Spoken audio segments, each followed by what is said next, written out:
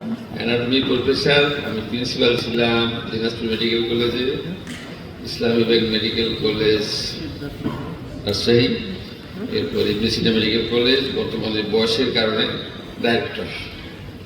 আর national doctor ফোরামের সভাপতি আছি গত 2014 সাল থেকে, প্রায় 10 বছর 12 বছর। হ্যাঁ জি, তো আমি আপনাদের সঙ্গে আছি অনেকদিন ধরে।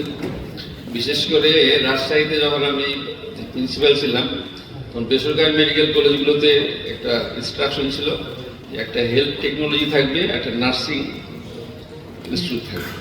তো সেইখানে এই জন্য একটা হেলথ টেকনোলজি আছে। তো আমরা ভর্তির সময় খুবই অ্যাডভার্টাইজ করতাম যেন হেলথ টেকনোলজি পাওয়া যায়, ছাত্র পাওয়া যায়। তো সরকারের পরে আমাদের নিতে হয়, তো আমরা পাচ্ছিলাম না, মানে খুব কষ্ট হতো আসন পূরণ করতে। তো কারণ খুঁজতে গিয়ে দেখা গেল যে হেলথ টেকনোলজিতে অ্যাডভার্টাইজ নেই, চাকরির অ্যাডভার্টাইজ নেই, যার কারণে এই বেসরকারি হেলথ টেকনোলজিগুলোর ছাত্র পাওয়া যেত না। এই সমস্যাটা তো এখনো আছে দেখতেছি। যদি সরকারিতে রিক্রুটমেন্ট না হয় তাহলে ছেলেরা পড়বে কেন? এই জন্যে এই যে কথাগুলো এসেছে এগুলো খুবই যুক্তিপূর্ণ। এবং এখানে যে কথাটা এসছে যে জুলাই আকাঙ্ক্ষা স্বাস্থ্য সংস্কার, এই স্বাস্থ্য সংস্কার তো খুব ব্রড টার্ম।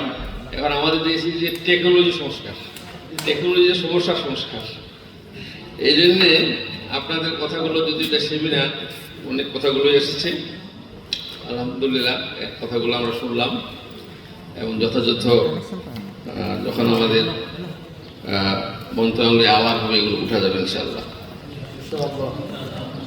তো আমাদের ন্যাশনাল ডক্টরস ফোরাম এটা শুরু হয়েছিল 1990-99 সাল থেকে, এ পর্যন্ত আছে, বর্তমানে ভালো অবস্থা আছে। বর্তমানে আমরা অফিস নিয়েছি রূপায়ণ টাওয়ারে, বাংলা মোটরে, সেখানে সব ফোরামের সঙ্গে আলোচনা হয়। আমাদের অনেক ফোরাম আছে, তার মধ্যে টেকনোলজি ফোরাম একটা, doctors forum, nursing forum, consultant forum, cardiac forum, এইভাবে আছে। তো তার ভিতরে টেকনোলজি ফোরাম একটা। তো আপনার সঙ্গে এখন আমরাও অঙ্গাঙ্গিভাবেই জড়িত। গত একটা ইলেকশন হয়ে গেল, আপনাদের কন্ডাক্ট করা হয়েছে, নতুন কমিটি হয়েছে, সভাপতি সোহেল। আমরা বলি এটাকে আরও এগিয়ে নিয়ে যাবে ইনশাল্লাহ।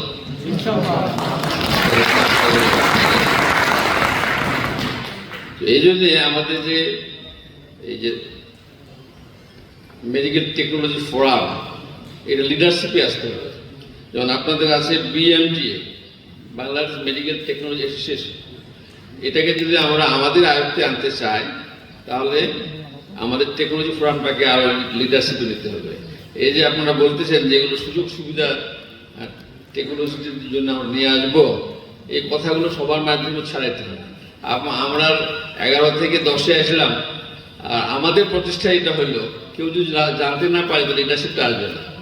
এই জন্য আমরা যে চেষ্টা করতেছি মন্ত্রণালয়ে, এবং এটা যদি আমরা পেয়ে যাই তাহলে এই মেসেজটাকে সব টেকনোলজিতে কারণে যেতে হবে যে টেকনোলজি ফোরামের মাধ্যমেই এই গ্রেড চেঞ্জটা হয়েছে। তাহলে দেখবেন আগামী যে BMTA এর যে ইলেকশন হবে সেখানে আপনারা ভালো একটা ভূমিকা রাখতে পারবেন ইনশাআল্লাহ।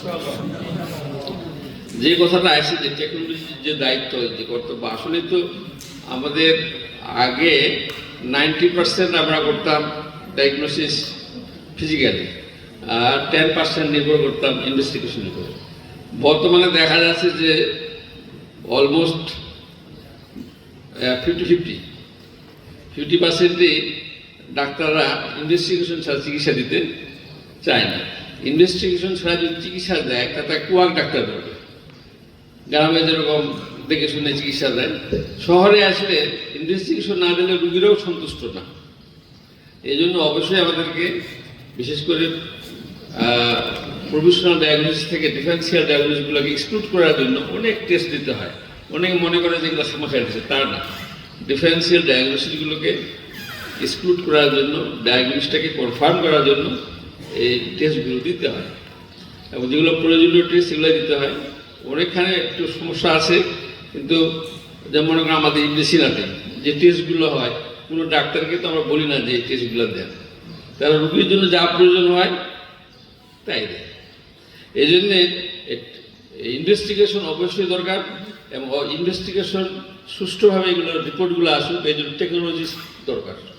এই জন্য আমাদের গত কয়েকদিন আগে একটা পেশেন্ট সেফটি কীভাবে রোগীর নিরাপদ হয়, এই নিরাপদ চিকিৎসা দিতে হইলে প্রত্যেকটা সেক্টরে নিরাপদ ব্যবস্থা রাখতে হবে, যেমন ভালো ডাক্তার, ভালো নার্স, ভালো টেকনোলজিস্ট। এই তিনটাই যদি সঠিক না হয় তাহলে ভালো ডায়াগনোসিস করা যাবে না এবং রোগী ভালো সেবা পাবে না। এই জন্য পেশেন্ট সেফটির জন্যে আমাদের টেকনোলজিস্টদেরকে আরও মূল্যায়ন হওয়া দরকার এবং যথেষ্ট পরিমাণে নিয়োগ হওয়া দরকার। এই জিনিসগুলো আমাদেরকে তুলে আনতে হবে আমাদের বিভিন্ন ফোরামে। এই যে রিক্রুটমেন্টটা হচ্ছে না, কারণ হচ্ছে যে আমাদের তো পদ সৃষ্টি নেই, এই জন্য আমাদের টেকনোলজির পদ সৃষ্টি করতে হবে। পদ সৃষ্টি করার পরে এর অ্যাডভার্টাইজের ব্যবস্থা করতে হবে। ভোকেশনালের সঙ্গে কী জন্য একটা কেস ছিল আগে আমি শুনতেছিলাম, যদি কেস থেকে থাকে কেসকে উইথড্র করতে হবে। এবং এটাকে যে কথাটা আসছে যে 11 থেকে 10, এটা আসলে আমাদের যেমন অ্যাসিস্ট্যান্ট প্রফেসর, এসোসিয়েট প্রফেসর হয়, ঠিক টেকনোলজিদেরকে এরকম যে গ্রেডিং করা যায়, ওই যে একটা কথা বলবো টেকনোলজি হয়ে ঢুকে টেকনোলজিস্ট হয়ে আবার বের হয়, তার এই কথাটা আর থাকবে না। যেমন অ্যাসিস্ট্যান্ট টেকনোলজিস্ট, এরপর অ্যাসোসিয়েট বা জুনিয়র সিনিয়র, এভাবে যদি গ্রেডিং করা হয় তাহলে টেকনোলজিস্টদের মধ্যেও একটা ইয়ে থাকবে, ভবিষ্যতে একটা ভালো পজিশনে থেকে বিদায় নিতে পারবে ইনশাল্লাহ। আমরা অবশ্যই এই যে 11 থেকে 10 এটার জন্য অলরেডি আমরা এনডিএফ এর পক্ষ থেকে আমাদের সেক্রেটারি আছেন মাহমুদ সাহেব, উনি এটা কাজ করতেছেন এবং আমার মনে হয় এটা সোহেল সাহেব আরও নিবিড় পর্যবেক্ষণ করবেন। এই গভর্নমেন্টের আমলের জন্য এটা আরও এদের চলে আসে। আমরা তো এখানে যারা আছি তারা তো সবাই আন্দোলনের লোক আছে এখানে। তো আমাদের বর্তমানে যে চাহিদা, এই 12ই আমাদের ফেব্রুয়ারি 26শে ফেব্রুয়ারির মধ্যে যে আমাদের করণীয়, এটা আমাদের এক মনে রাখতে হবে।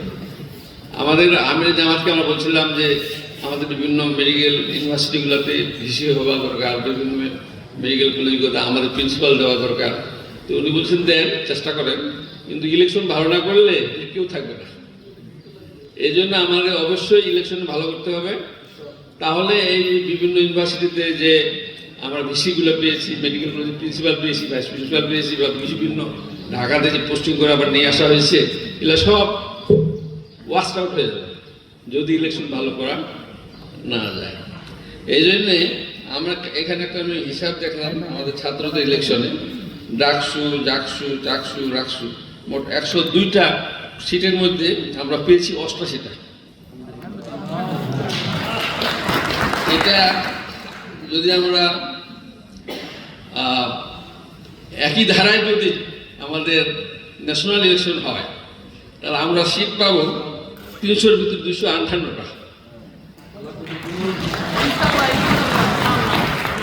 তবে ইলেকশনের আমাদের মডেলটা হবে এই সিভিল মডেল।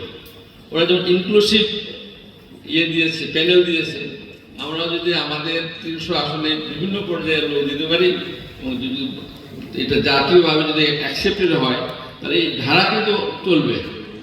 যেমন মহিলাদের যে একটা রেজিস্ট্যান্স ছিল, বাধা ছিল, এটা উইথড্র হয়েছে। অমুসলিমদের যে কথা ছিল সেগুলো উইথড্র হয়েছে। এখন যেগুলো ডাইরেক্ট যারা আমাদের এমপি, তারা বাদে সাধারণ জনগণ আমাদের অ্যাকসেপ্ট করতেছে। এই জন্য বলতেছি আরও 3-4 মাস আছে, আমরা যদি আমাদের এই ধারাটাকে বজায় রাখতে পারি, তাহলে আমরা যদি জাতীয় নির্বাচনে ভালো করতে পারি তাহলে এই সকল সমস্যাগুলো সমাধান হয়ে যাবে ইনশাআল্লাহ। তখন এই যে বৈষম্য যেগুলো হয়েছে, যেমন আপনারা বৈষম্যের শিকার, টেকনোলজি ফ্রন্টটা বৈষম্যের শিকার, এখন যতটুকু পারা না যায় ইলেকশনের পরে যদি ভালো করতে পারি তাহলে এটা অবশ্যই আল্লাহ তাআলা আমাদের এগুলো সব সমস্যা থেকে উদ্যোগ হবে ইনশাআল্লাহ। আমাদের এখন উচিত হবে এই ইলেকশন পারপাসে ব্যক্তিগতভাবে যে মেসেজগুলো এখানে আপনারা দিলেন, বিশেষ করে এই যে আমাদের করণীয় ব্যাপারে, যে আগে খালিদ বলে গেছে যে আমাদেরকে এই সময়টা কাজে লাগাতে হবে। বসে থাকা যাবে না।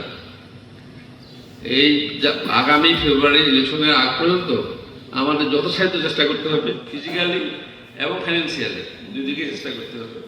আর মেসেজ দেবেন, তোরা পজিটিভ মেসেজ দেবেন, তাদের কাছে আবার জানতে চাবেন। এইভাবে যদি আমরা সব কন্ট্যাক্টগুলো চালাই সব লেভেলে, তাহলে ইনশাল্লাহ আমাদের একটা ইলেকশনে পজিটিভ একটা রেজাল্ট আসবে ইনশাল্লাহ। যেমন আজকে 4 জুলাই সনদ সিগনেচার হওয়ার কথা, তো সেখানে পয়েন্ট দেওয়া হয়েছে। আমরা বলেছি যে